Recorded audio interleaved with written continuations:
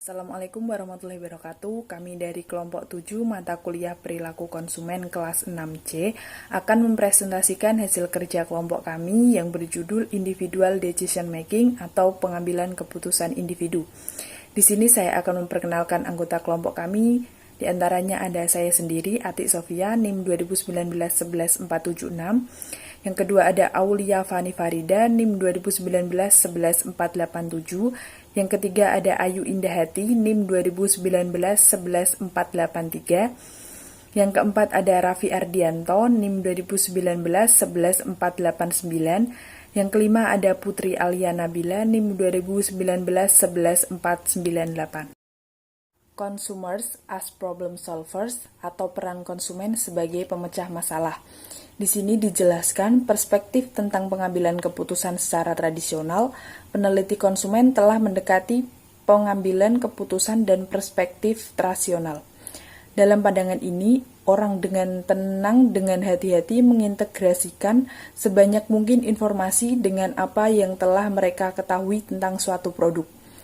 Dengan susah payah menimbang plus dan minus dari setiap alternatif dan sampai pada keputusan yang memuaskan. Konsumen sangat terlibat dalam suatu keputusan, tetapi tetap saja pilihan yang dibuat tidak dapat dijelaskan sepenuhnya secara rasional. Misalnya, pendekatan tradisional sulit untuk menjelaskan pilihan seni, musik, atau bahkan pasangan seseorang. Yang kedua, ada jenis keputusan konsumen.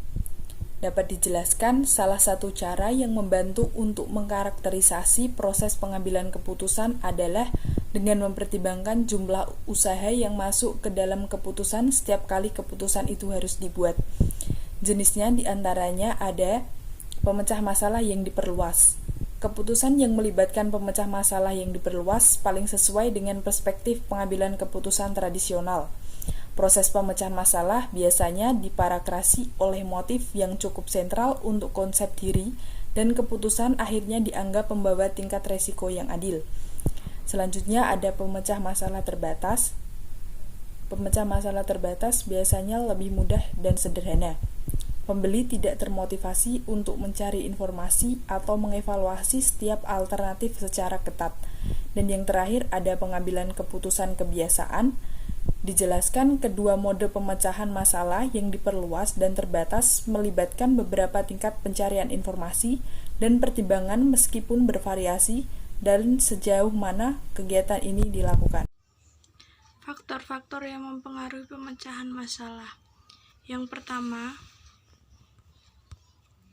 alternatif-alternatif dibedakan dengan cara yang relevan. Misal, pembelian rumah, alternatif pemilihan adalah lingkungan rumah di dalam kurung, bersih, tidak banjir, dekat dengan kota atau mudah transportasi.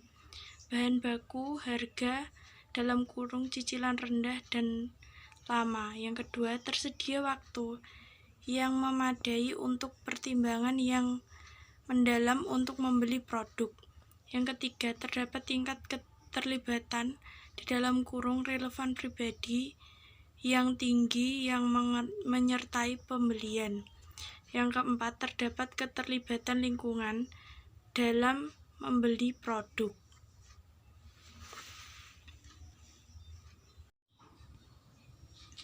Problem recognition. Problem recognition adalah proses konsumen mengidentifikasi kebutuhan untuk membeli sesuatu.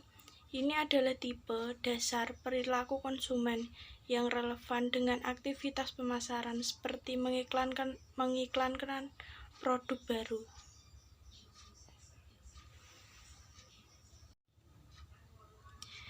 Tipe dasar problem recognition. Penipuan alami.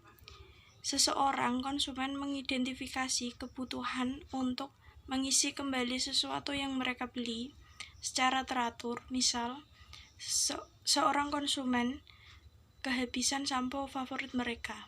Yang kedua, akhir masa. Pakai produk rusak, menua melebihi masa pakai, misal perangkat lunak yang tidak mendukung. Yang ketiga, masalah rutin. Seorang konsumen membeli sesuatu yang baru dari kategori produk yang mereka beli secara teratur. Misal, seorang pembaca yang rajin membutuhkan beberapa buku baru. Yang keempat, ketidakpuasan. Seorang konsumen tidak puas dengan produk atau layanan dan berusaha untuk menggantinya.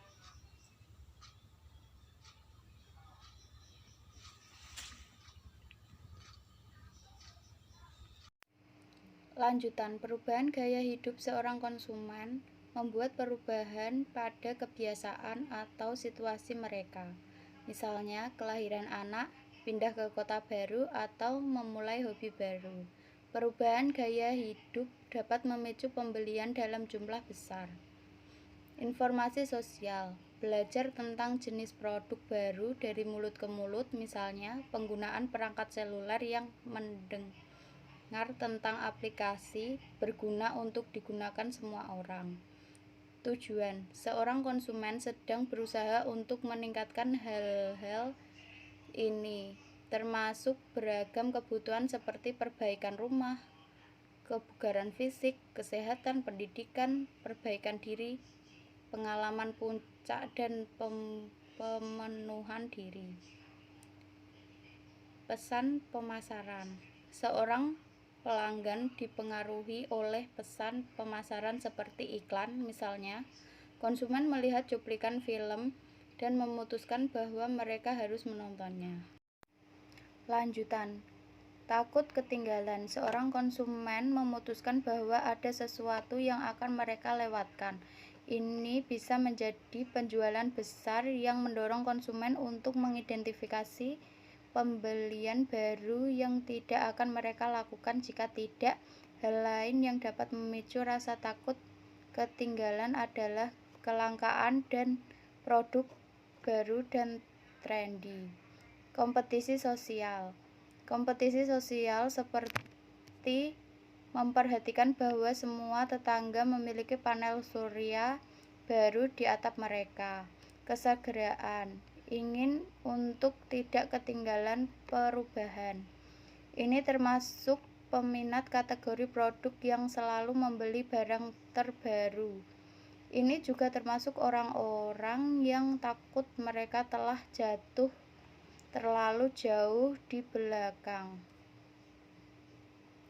Laju perubahan, misalnya seorang pemain ski yang takut peralatan mereka mulai terlihat kuno. Informasi searching. Selanjutnya, seorang mulai aktif mencari informasi, bertanya kepada teman, mendatangi toko untuk mencari tahu, atau membuka internet untuk membandingkan spesifikasi dan harga barang. Pencarian internet ke memori untuk menentukan solusi yang memungkinkan jika pemecahannya tidak dapat diperoleh melalui pencarian internet. Maka proses pencarian difokuskan pada stimulus eksternal yang relevan dalam menyelesaikan masalah. Pencarian eksternal, jika dorongan konsumen adalah kuat dan objek yang dapat memuaskan kebutuhan itu tersedia, konsumen akan membeli objek itu. Selanjutnya, saya akan membacakan informasi pencarian eksternal tersebut dapat berupa 1. Sumber pribadi, sumber opini dan sikap dari teman, kenalan, dan keluarga. 2. Sumber bebas seperti kelompok konsumen. 3. Sumber pemasaran seperti iklan. 3. Sumber pengalaman langsung seperti langsung mengunjungi toko, mencoba produk secara langsung. 4. Sumber sedang mengetren saat ini. Selanjutnya, evaluasi of alternatif. Keyakinan seseorang tentang produk atau merek mempengaruhi keputusan pembelian mereka. Tak kalah pentingnya dengan keyakinan adalah sikap. Sikap atau attitude adalah evaluasi, perasaan emosi, dan kecenderungan tindakan yang menguntungkan atau tidak menguntungkan, dan bertahan lama pada seseorang, pada objek atau gagasan tertentu, atau Spector, 2000 dalam Coulter dan Keller, 2007. Selanjutnya, evaluasi alternatif terdiri dari 2 tahap. 1. Menetapkan tujuan pembelian dan penilaian. 2. Mengadakan seleksi terhadap alternatif pembelian berdasarkan tujuan pembeliannya. Product choice. Selecting among alternative. Banyak pilihan produk untuk memenuhi kebutuhan hidup memicu timbulnya pola konsumen dalam mencari, menilai, memilih, dan menentukan produk yang sesuai kebutuhan dan keinginan tanpa mengesampingkan faktor harga dan kualitas produknya. Pola konsumen dalam memilih dan menentukan produk inilah yang kemudian disebut sebagai perilaku konsumen. Proses evaluasi alternatif sebelum melakukan pembelian oleh konsumen. Yang pertama yaitu kriteria evaluasi. Dalam hal evaluasi, produk tentunya ada beberapa kriteria yang diperbandingkan sehingga mempengaruhi keputusan pembelian. Yang kedua itu menentukan alternatif pilihan. Yang ketiga, menaksir alternatif pilihan. Dan yang keempat yaitu menyeleksi aturan pengambilan keputusan. Ada 3 sudut pandang dalam menganalisis atau menaksir alternatif pilihan keputusan konsumen. Yang pertama yaitu sudut pandang ekonomis. Sudut pandang ekonomis yaitu setiap konsumen memiliki keterbatasan dalam segi ekonomi. Tidak semua konsumen memiliki ekonomi yang lebih. Untuk itu, konsumen sendiri harus jeli dalam menyikapi setiap harga dalam pembelian suatu produk. Yang kedua, sudut pandang kognitif. Cognitive man berdiri di antara economic man dan passive man. Seringkali cognitive man mempunyai pola respon terhadap informasi yang berlebihan dan seringkali mengambil jalan pintas untuk memenuhi pengambilan keputusannya pada keputusan yang memuaskan. Yang ketiga, sudut pandang emosional. Dari sudut pandang emosional, seseorang selalu berusaha untuk membeli produk yang diinginkan, berapapun harganya pasti produk tersebut akan dibeli. Semua yang menyangkut kepada keinginan kepuasan terhadap suatu produk, semua akan dilakukan untuk dapat memiliki produk tersebut. Terima kasih.